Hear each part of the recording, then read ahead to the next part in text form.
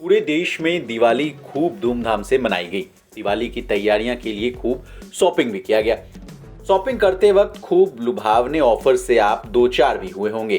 कितने हजार की शॉपिंग कर लो तो ये बिल्कुल मुफ्त। एक समय बिग बाजार जो फ्यूचर ग्रुप की कंपनी हुआ करती थी, वो खूब ऑफर्स दिया करती थी। लोग बढ़ चढ़कर बिग बाजार से शॉपिंग करते थे। लेकिन अफसोस, कंपनी अब बंद हो चुकी है। लेकिन जिस कंपनी ने दिवाली पर खूब ऑफर्स दिया, उसको इस दिवाली पर बड़ा गिफ्ट मिला है। जी हाँ, आप सही सुन रहे हैं। भारी कर्ज के चलते दिवालिया होने की कगार पर खड़ा फ्यूचर ग्रुप को दिवाली पर बड़ा गिफ्ट मिला है। अब किसने किशोर बियानी की दिवाली को जानदार और शानदार बना दिया है, ये सब बातें जानने के लिए आपको हमारा ये वीडियो अंत तक देखना होगा। असल में स्टील ट्यूब और पाइप बनाने वाली दिग्गज कंपनी जिंदल ग्रुप ने किशोर बियानी के नेतृत्व वाले फ्यूचर ग्रुप को बचाने के लिए एक प्रस्ताव दिया है।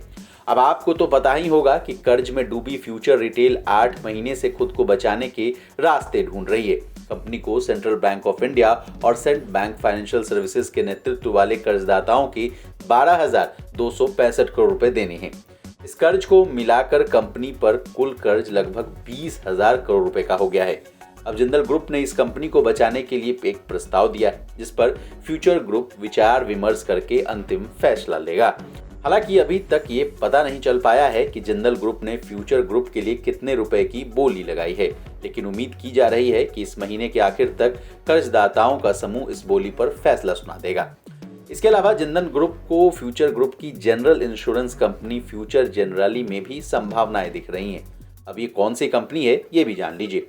फ्यूचर जनरली फ्यूचर ग्रुप और इटली की कंपनी का एक जॉइंट वेंचर है। बता दें, जब ये डील हुआ था तब कर्जदाताओं को 1226 करोड़ रुपए मिला था। बता दें, लिक्विडेशन प्रक्रिया शुरू कर चुके फ्यूचर ग्रुप को कर्जदाताओं ने तगड़ा झटका दिया था। कंस्ट्रक्शन मटेरियल कंपनी स्पेस मंत्रा ने 553 करोड़ रुपए की सबसे ऊंची बोली लगाई थी। इससे कर्जदाताओं का सिर्फ 2.73% रकम ही बाहर आ पा रहा था। इसी वजह से स्पेस मंत्रा के प्रस्ताव को दरकिनार कर दिया गया था।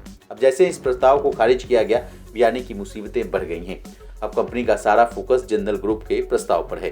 किशोर बियानी ने 26 साल की उम्र में पेंटालून का पहला स्टोर खोलकर रिटेल की शुरुआत की थी, लेकिन 59 साल की उम्र तक आते आते किशोर बियानी को सब कुछ बेचना पड़ा। अब क्या थी बड़ी वजह, जाते जाते जान लीजिए। कंपनी ने बताया था कि कोविड-19 महामारी के कारण स्टोर बंद रहने से पहले 3-4 महीने में ही 7,000 करोड़ रुपए के राजस्व का यानी रेवेन्यू का नुकसान हो गया था। इसके बाद स्थिति बद से बदतर होती चली गई। बता दें, बियानी मुंबई के एचआर कॉलेज के छात्र रहे हैं। उनकी यात्रा मुंबई में 1980 में स्टोन वॉश डेनिम फैब्रिक की बिक्री से शुरू हुई थी। उनका सपना हर किसी तक अपने खुद के लेवल के प्रोडक्ट को पहुंचाना था, लेकिन समय को कुछ और ही मंजूर था।